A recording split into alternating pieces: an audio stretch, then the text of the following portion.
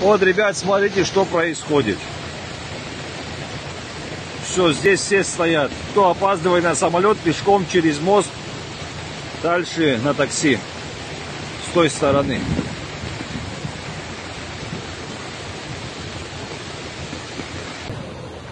Мы пешком пока поднимемся.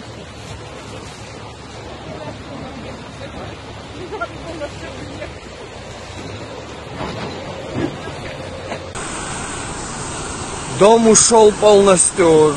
Гостиница, что была на ущелье, ушла вниз. Упала.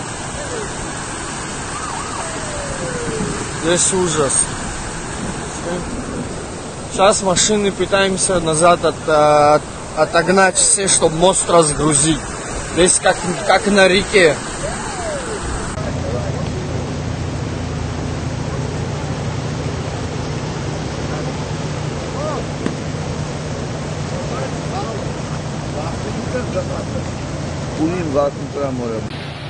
Вот МЧС приехала.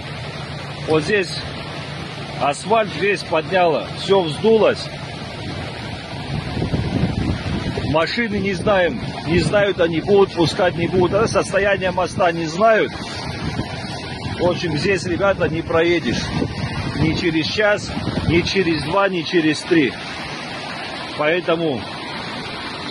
Минимум часа 2. Никакого трактора тут нету, никто ничего не делает вообще. Ничего не делают вообще. Трактора нету.